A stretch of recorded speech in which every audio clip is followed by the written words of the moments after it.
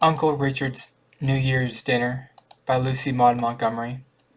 Prissy Baker was in Oscar Miller's store New Year's morning. Buying matches for New Year's was not kept as a business holiday in Quincy. When her Uncle Richard Baker came in, he did not look at Prissy, nor did she wish him a Happy New Year. She would not have dared. Uncle Richard was not on speaking terms with her or her father, his only brother for 8 years. He was a big, ruddy, prosperous-looking man, an uncle to be proud of. Prissy thought wistfully, if only he were like other people's uncles, or, indeed, like what he used to be himself. He was the only uncle Prissy had, and when she had been a little girl, they had been great friends. But that was before the quarrel, in which Prissy had had no share, to be sure, although Uncle Richard seemed to include her in his rancor. Richard Baker so informed Mr. Miller on his way to Nevers with a load of pork. I didn't intend going over until the afternoon, he said, but Joe Hemming sent word yesterday he wouldn't be buying pork after 12 today, so I have to tote my hogs over at once. I don't care about doing business New Year's morning. Should think New Year's would be pretty much the same as any other day to you, said Mr. Miller, for Richard Baker was a bachelor, and only old Mrs. Janeway to keep house for him. Well, I always look like a good dinner on New Year's, said Richard Baker. It's about the only way I can celebrate. Mrs. Janeway wanted to spend the day with her son's family over at Oriental, so I was laying out to cook my own dinner. I got everything ready in the pantry last night, before I got word about the pork. I won't get back from Nevers before 1 o'clock, so I reckon I'll have to put up with a cold bite. After her uncle Richard had driven away, Prissy walked thoughtfully home. She had planned to spend a nice, lazy holiday with the new book her father had given her at Christmas and a box of candy. She did not mean to cook dinner, for her father had to go to town that morning to meet a friend and would be gone the whole day. There was nobody else to cook dinner for. Prissy's mother had died when Prissy was a baby. She was her father's housekeeper, and they had jolly times together. But as she walked home, she could not help but thinking about Uncle Richard. He would certainly have cold New York cheer enough to chill the whole coming year. She felt sorry for him, picturing him returning from Nevers, cold and hungry, to find a fireless house and an uncooked dinner in the pantry. Suddenly the idea popped into Prissy's head. Dared she? Oh, she never could. But he would never know. There would be plenty of time, she would.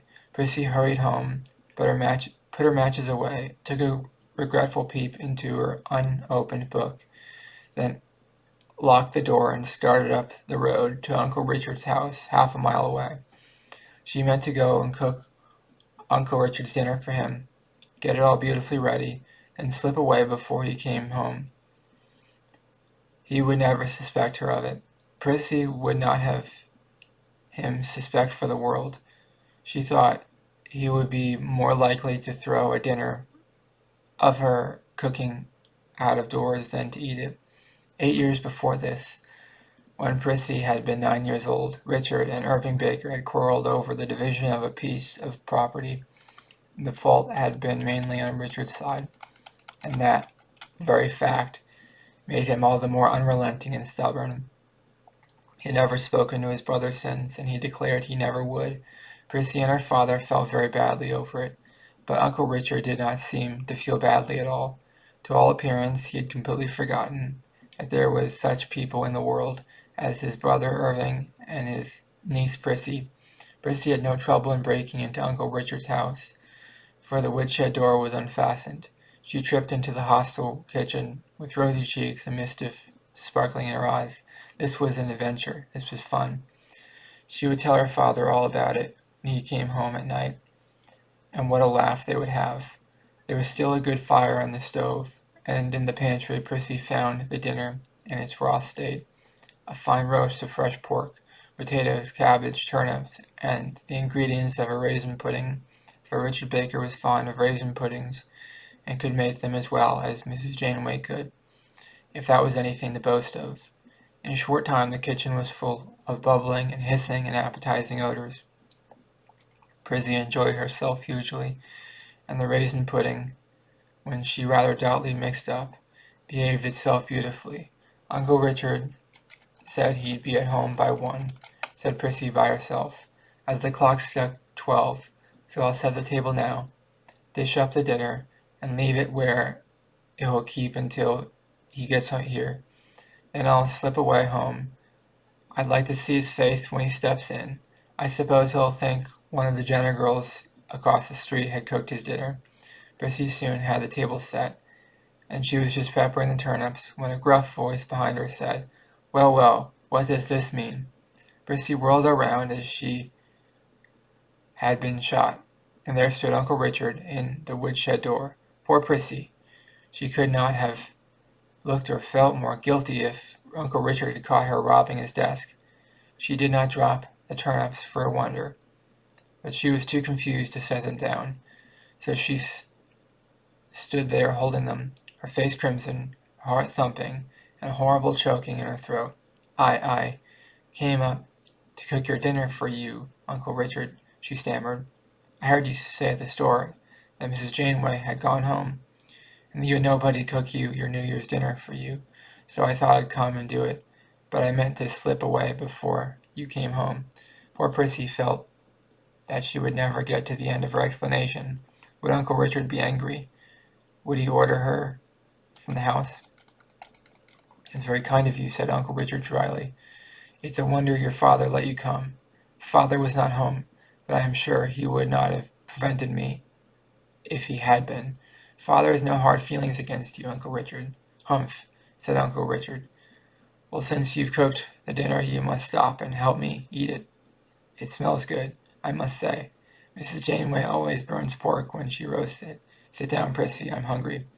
They sat down. Prissy felt quite giddy and breathless, and could hardly eat for excitement, but Uncle Richard had evidently brought home a good appetite from Navarre, and he did full justice to his New Year's dinner. He talked to Prissy too, quite kindly and politely, and when the meal was over, he said slowly, "I'm much obliged to you, Prissy, and I don't mind owning to you that I'm sorry for my share in the quarrel, and have wanted for a long time to be friends with your father again, but I was too ashamed and proud to make the first advance.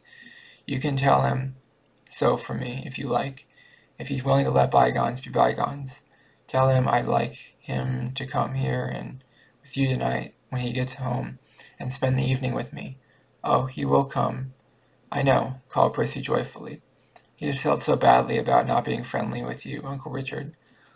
I'm as glad as can be." Prissy ran impulsively around the table and kissed Uncle Richard. He looked up at his tall girlish niece with a smile of pleasure. "You're a good girl, Prissy, and a kind-hearted one, too. Oh, you'd never have come up here to cook dinner for a crabbed old uncle who deserved to eat cold dinners for his stubbornness. It made me cross today when folks wished me a happy New Year. It seemed like mockery when I hadn't a soul belonging to me to make it happy. But it has brought me happiness already, and I believe it will be a happy year all the way through." "Indeed it will," laughed Prissy. "I'm so happy now I could sing. I believe it was an inspiration, my idea of coming up here to cook your dinner for you. You must promise to come and cook my New Year's dinner for me every New Year. We live near each enough together," said Uncle Richard, and Prissy promised.